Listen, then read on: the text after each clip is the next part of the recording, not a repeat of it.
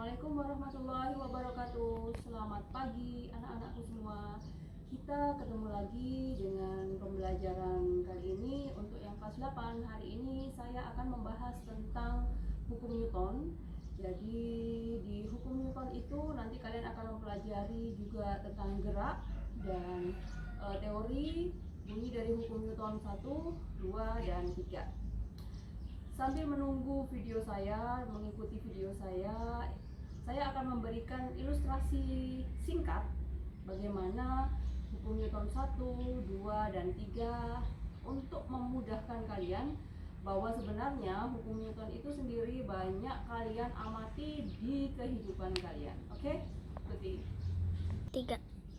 Oke, untuk yang pertama, hukum Newton 1 itu berbunyi suatu benda atau sebuah benda akan tetap diam, mempertahankan kondisinya untuk tetap diam, atau bergerak dengan kecepatan konstan sampai dia mendapatkan gaya. Jadi contohnya begini. Misalnya ini ada seorang anak duduk begini. Kalau dia tidak diberikan gaya, maka dia akan tetap diam. Nah, ini berlaku hukum Newton 1. Kenapa? Karena resultan gayanya bernilai 0. 3. Ya. Nah, sementara untuk hukum Newton 2, misalnya hukum Newton 2 itu di sini sudah berlaku ada gaya dan muncul ada percepatan. Jadi ketika sebuah benda dikenai gaya, maka benda tersebut akan bergerak dengan percepatan tertentu. Saya berikan contoh. Misalnya saya punya kursi, ini kursi saya dorong ke depan. Nah, ketika saya mendorong kursi ini berarti saya mengeluarkan gaya. Nah, kursi dengan massa tertentu dia bisa bergerak dari posisi semula tadi di sini hingga dia bergerak ke posisi akhir di sini, itu ada percepatannya. Nah, ini adalah salah satu contoh dari bunyi hukum Newton 2. Contoh lain misalnya perbedaan dari massa. Dek, kesini dek. Dek duduk. Jika tadi saya mendorong kursi tanpa massa, maka saya tidak mengalami kesulitan. Jadi gaya yang saya keluarkan itu kecil. Sekarang ketika kursi ini saya berikan massa, maka gaya yang saya keluarkan itu lebih besar dan percepatan gerak dari kursi ini juga menjadi semakin lambat atau semakin kecil dari percepatan yang pertama tadi. Seperti itu. 3. Yang terakhir untuk hukum Newton 3, hukum Newton 3 itu adalah berhubungan dengan gaya aksi dan reaksi. Jadi saya berikan sebuah contoh saja. Untuk teorinya kalian bisa baca semuanya di literatur, di buku, semuanya sudah lengkap. Saya hanya memberikan sebuah ilustrasi dari contoh yang ada di sekeliling kalian. Contohnya yang paling mudah adalah ketika kalian berjalan. Saya menggerakkan kaki saya berjalan itu.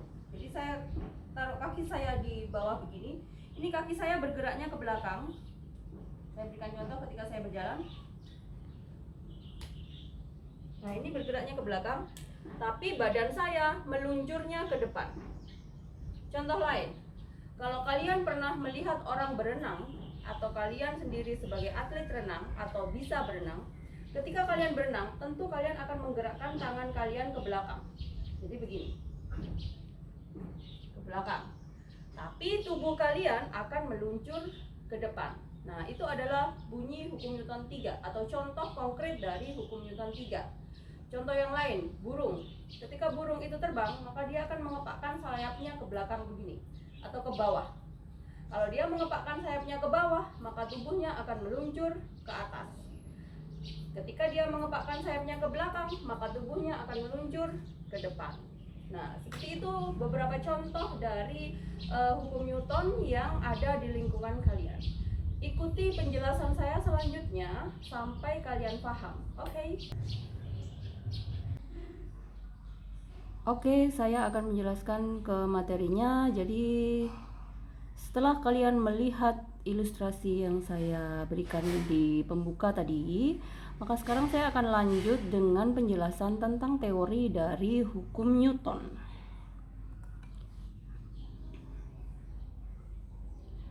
Hukum Newton 1 itu berbunyi, tiap benda akan tetap dalam keadaan diam atau bergerak lurus beraturan, jadi dia melakukan GLB, jika resultan gaya luar yang bekerja padanya bernilai 0. Artinya tidak ada percepatan di situ. Jadi benda akan tetap dalam kondisi diam. Nah, bagaimana dengan beberapa contoh peristiwa yang kemarin kalian kerjakan di buku siswa? Mari kita kupas satu persatu. Soal nomor 2, 2 ekor badak jantan yang bermasa sama melakukan adu kekuatan untuk memperebutkan daerah kekuasaan.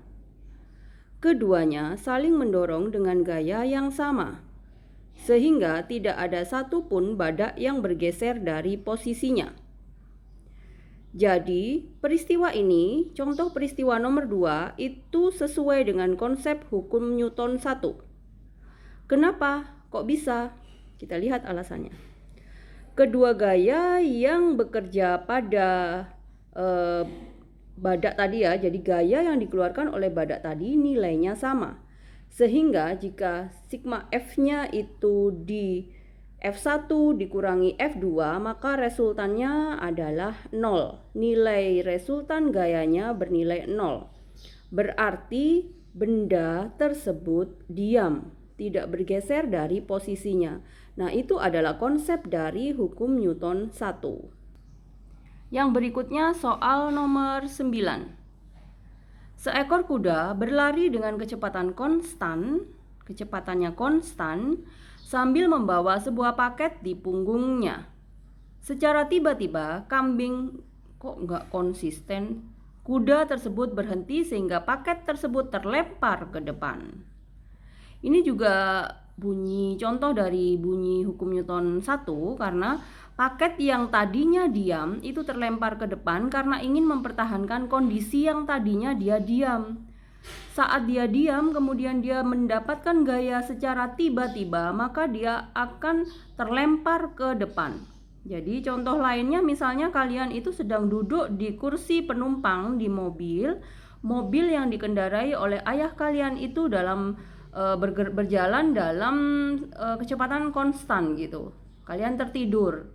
Sementara tiba-tiba muncul dari arah berlawanan misalnya mobil atau motor yang oleng. Nah, secara tiba-tiba ayah sekalian akan mengerem mobil secara mendadak. Apa yang terjadi? Tentu saja yang kalian tadinya tidur dengan nyenyak bersandar di kursi penumpang, maka otomatis tubuh kalian akan tiba-tiba terdorong ke depan. Nah, itu adalah contoh dari bunyi hukum Newton 1. Soal nomor 10.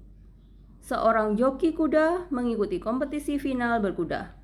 Di menit terakhir, kuda yang ditungganginya berhenti secara tiba-tiba, sehingga joki tersebut terpental ke depan. Sama ya, jadi ini juga bunyi hukum Newton 1. Karena joki terlempar ke depan karena ingin mempertahankan keadaannya yang tadinya dalam keadaan diam. Seperti itu ya.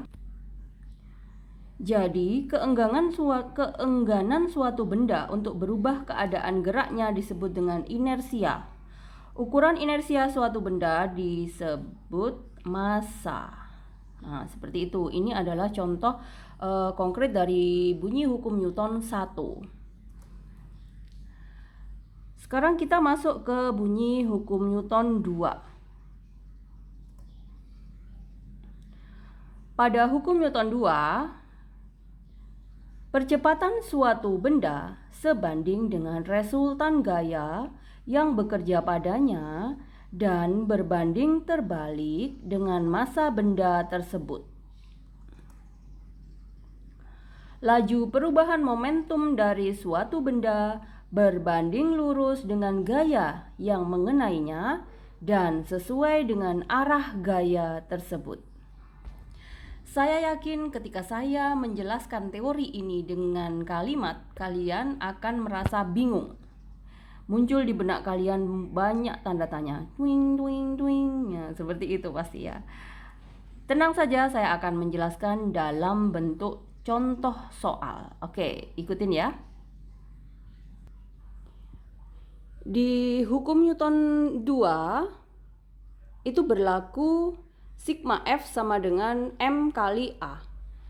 Jadi kalian sudah mulai mengenal ada sebuah rumus kembali di hukum Newton 2, yaitu sigma F sama dengan M kali A. Penjelasannya untuk keterangannya adalah F adalah gaya, jadi gaya yang bekerja pada benda tersebut, satuannya Newton. M adalah massa dengan satuan kilogram, dan A adalah percepatan dengan satuan meter per sekon kuadrat. Massa benda jika masih dalam satuan gram, berarti kalian harus konversikan menjadi kilogram. Gitu. Saya berikan beberapa contoh untuk semakin memahami bagaimana konsep dari bunyi hukum Newton 2. Soal yang pertama, sebuah kotak atau kardus dengan massa 5 kg ditarik oleh seorang anak dengan gaya 10 Newton. Jadi ini gayanya ke arah kanan ya. Jadi gayanya ke arah kanan, satu gaya ini dengan besar gaya 10 Newton. Massa kotak adalah 5 kg. Pertanyaannya, berapakah percepatan dari kotak tersebut ketika meluncur ke arah kanan? Penjelasannya seperti ini. Oke, karena kotak itu memiliki massa 5 kg dan dia ditarik ke arah kanan dengan gaya 10 Newton, maka kita bisa tulis seperti ini. Gaya F 10 Newton, massa 5 kg. Kita masukkan ke rumus hukum Newton 2 tadi, resultan gaya sama dengan M kali A. Berhubung ini gaya yang bekerja pada kotak hanya 1, berarti resultan gayanya hanya 10 dan masanya juga 5 kg. Kita ubah rumusnya karena ditanyakan percepatan, maka A sama dengan sigma F dibagi M.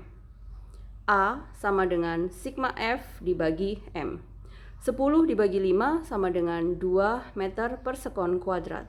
Ke arah mana kotak itu bergerak? Tentu saja ke arah kanan karena gaya yang bekerja pada kotak itu hanya ke arah kanan. Seperti itu ya. Soal yang kedua, kotak dengan massa 5 kg ditarik dengan gaya F1 ke arah kanan sebesar 10 Newton dan didorong dengan gaya 2 ke arah kanan sebesar 15 Newton. Pertanyaannya sama, berapakah percepatan gerak dari kotak tersebut? Nah, penyelesaiannya bagaimana? Kita lihat di kotak ini berlaku dua gaya dengan arah gaya sama ke arah kanan. Jadi gaya pertama F1 ke kanan dan gaya kedua F2 juga ke arah kanan. Berarti kalian harus menghitung dulu resultan gayanya. Resultan gaya sama dengan F1 ditambah F2. Ini harus ditambah jika kedua gaya tersebut arahnya sama atau searah. Namun harus dikurangi atau gaya 1 dikurangi gaya 2 jika arah gaya dari kotak tersebut itu berlawanan arah. Jadi sigma F atau resultan gaya sama dengan F1 ditambah F2, 10 ditambah 15 sama dengan 25 Newton. Berarti resultan gayanya 25 Newton. Dengan massa kotak 5 kg, kita hitung berapakah percepatannya. Kita tetap masukkan ke rumus tadi, percepatan sama dengan sigma F dibagi M sama dengan 25 dibagi 5 sama dengan 5 meter per sekon kuadrat. Berarti sekarang percepatan gerak kotak itu 5 meter per sekon kuadrat. Lebih besar percepatannya karena gaya yang bekerja pada kotak itu ada dua gaya. Yang di soal pertama tadi hanya ada satu gaya gitu ya. Contoh soal yang ketiga, kotak dengan massa 5 kg ditarik oleh dua gaya yang memiliki besar yang berbeda. F1 sama dengan 10 Newton dan F2 sama dengan 15 Newton. F1 dan F2 ke arah kanan dan ada satu gaya lain itu yang menarik kotak ke arah kiri, berarti berlawanan arah dengan gaya F1 dan F2. Besar gaya F3 sama dengan 10 Newton. Massa kotak tetap sama 5 kg. Nah, berapakah percepatan gerak kotak tersebut dan arah kotak akan bergerak ke mana? Bagaimana cara penyelesaiannya? Perhatikan. Cara penyelesaiannya adalah kalian harus menghitung resultan gaya dulu. Untuk gaya yang searah itu dijumlahkan. Jadi gaya yang searah itu harus ditambahkan, kemudian dikurangi dengan gaya yang berlawanan arah. Kita perhatikan ke soal tadi. Nah, di soal ini dua gaya yang searah yaitu F1 dan F2, dan ada satu gaya yang berlawanan arah yaitu F3. Jadi F1 ditambah F2 dikurangi F3, itu untuk menghitung resultan gaya. 10 ditambah 15 sama dengan 25 dikurangi 10 sama dengan 15. Jadi resultan gayanya adalah 15 Newton. Kita masukkan kembali ke rumus untuk menghitung percepatan. A sama dengan F, sigma F per M sama dengan 15 dibagi 5 sama dengan 3 meter per sekon. Berarti percepatan gaya gerak kotak adalah 3 meter per sekon kuadrat. Pertanyaan yang kedua adalah arah gerak kotak ke arah mana? Nah, kalian tinggal memperhatikan dari gaya yang bekerja pada kotak itu. Yang ke kanan itu totalnya 25 Newton, yang ke kiri 10 Newton. Mana yang lebih besar gayanya? Tentu saja ke arah kanan. Sehingga arah gerak kotak ke arah kanan. Seperti itu. Yang terakhir untuk gaya yang ada gaya gesek. Jadi kalau kalian menggerakkan sebuah benda itu di lantai yang licin, tentu saja di situ tidak muncul gaya gesek. Namun jika kalian mendorong kotak atau mendorong benda yang berada di permukaan tanah atau lantai yang tidak licin, misalnya di tempat tanah yang berpasir atau lantai yang tidak licin, maka muncul gaya gesek. Dan gaya gesek itu berlawanan dengan gaya yang bekerja pada benda tersebut. Saya berikan contoh seperti ini. Ada sebuah kotak berada di atas tanah, di mana kotak tersebut memiliki massa 5 kg, didorong dengan gaya 15 Newton dan ditarik dengan gaya 10 Newton. F gesek atau gaya gesek yang bekerja pada benda atau kotak tersebut sebesar 10 Newton. Nah, ini F geseknya arahnya ke kiri karena berlawanan dengan gaya utama. Ini kita hitung dulu resultan gayanya. Berarti resultan gayanya adalah 15 ditambah 10 jadi 25 dan dikurangi dengan F geseknya. Begitu. Jadi yang F utamanya adalah 10 ditambah 15 dikurangi F geseknya 10. 25 dikurangi 10 sama dengan 15. Baru kemudian dimasukkan ke rumus untuk menghitung percepatan. Jadi percepatannya sama dengan resultan gaya dibagi massa. Resultan gayanya sama dengan 15 dibagi 5 sama dengan 3 meter per sekon. Oke, saya kira penjelasan saya cukup jelas. Jadi kalian pasti akan mudah sekali untuk menyelesaikan soal-soal tentang hukum Newton 2. Oke, setelah tadi saya menjelaskan tentang hukum Newton 2, sekarang kita lanjut ke soal yang ada di buku siswa. Di soal nomor 4 ada sebuah peristiwa. Seekor banteng jantan mendorong anak kijang dengan kekuatan penuh hingga terpental jauh. Jadi di sini ada gaya yang dikeluarkan oleh banteng dan ada juga gaya dari anak kijang. Nah, kita bisa bayangkan banteng dengan tubuh pasti besar dan anak kijang berarti dia tubuhnya pasti kecil. Maka gaya yang lebih besar adalah gaya dari banteng. Otomatis anak kijangnya akan terpental jauh. Berarti itu bunyi dari hukum Newton 2. Dengan gaya yang kuat, banteng jantan mampu menggerakkan anak kijang dengan percepatan tertentu. Ya, sesuai. Nomor 6, seekor gajah betina mendorong anaknya ke sungai untuk minum. Gajah betina tersebut mendorong anaknya dengan hati-hati karena massa tubuhnya yang jauh lebih besar daripada massa tubuh anaknya. Ya, jadi ada gaya dari seekor gajah ini yang lebih besar dari anak-anaknya gitu ya. Jadi kalau dia mendorongnya itu dengan kencang, otomatis anaknya tadi akan terdorong dengan kuat. Nah, itu bunyi hukum Newton kedua. Terus soal nomor 8. Seekor jerapah jantan memiliki kepala yang besar untuk menyerang jerapah jantan lainnya saat dewasa. Nah, ini ada juga ada resultan gaya tentunya nanti, maka cocok dengan peristiwa dari hukum Newton kedua. Oke, yang terakhir untuk hukum Newton 3. Jika suatu benda memberikan gaya pada benda kedua, maka benda kedua memberikan gaya pada benda pertama dengan gaya yang besarnya sama, namun arahnya berlawanan. Di pembuka tadi saya memberikan ilustrasi contohnya ketika kalian berjalan. Jadi telapak kaki kalian itu bergeraknya ke belakang. Jadi ketika menapak lantai, telapak kaki kalian itu bergerak ke belakang, namun tubuh kalian akan meluncur ke depan. Nah, itu berlaku hukum gaya aksi dan reaksi. Jadi aksi dari telapak kaki kalian itu bergerak ke belakang, reaksinya tubuh kalian akan meluncur ke depan. Contoh lain misalnya kalian melihat roket. Nah, kalau kalian lihat roket itu dia masih berada di bumi, kemudian gaya yang bekerja pada roket itu, jadi dia mesinnya dinyalakan, maka apinya itu akan bergeraknya ke bawah. Jadi api itu akan kalian lihat itu ke bawah. Nah, ketika dia dilepaskan, maka roket itu meluncurnya ke atas. Nah, itu adalah gaya aksi dan reaksi sesuai dengan bunyi dari hukum Newton 3. Di soal nomor 3, seekor anak badak bermain dengan induknya. Anak badak tersebut terpental ke belakang karena mencoba mendorong induknya dengan kuat. Nah, gitu. Jadi ketika dia mencoba untuk mendorong induknya, jadi dia mendorong gitu dengan gayanya, namun ternyata dia kalah gaya, maka dia akan terpental ke belakang. Itu bunyi atau contoh peristiwa yang menjelaskan bunyi hukum Newton ketiga.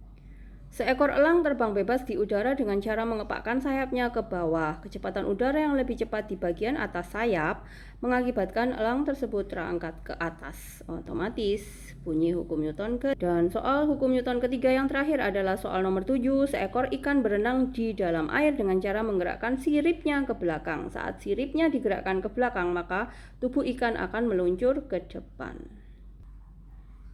Oke, silakan dicatat. Ini contoh soal latihan yang harus kalian kerjakan di buku tugas IPA. Soal yang pertama, 3 gaya segaris bekerja pada sebuah kaleng drum yang sama masanya seperti gambar di bawah ini. Kaleng drum yang mendapat percepatan paling besar adalah, kalian tinggal pilih jawabannya, option jawabannya A, B, C, dan D. Tapi cara mengerjakan atau mendapatkan jawaban harus kalian cantumkan di bawahnya.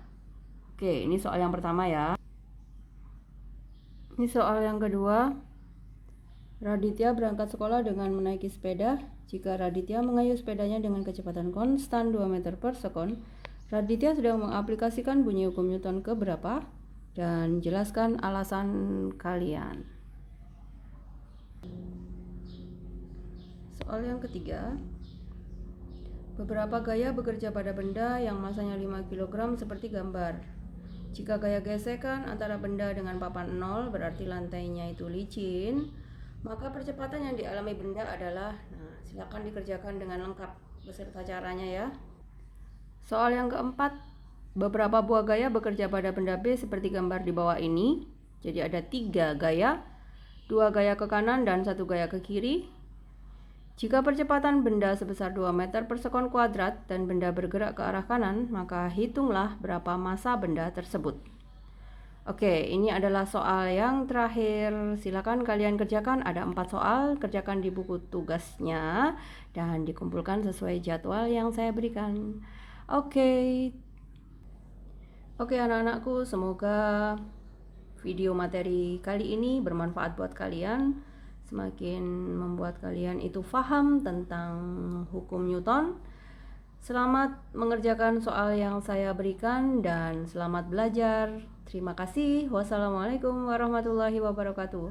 Selamat pagi.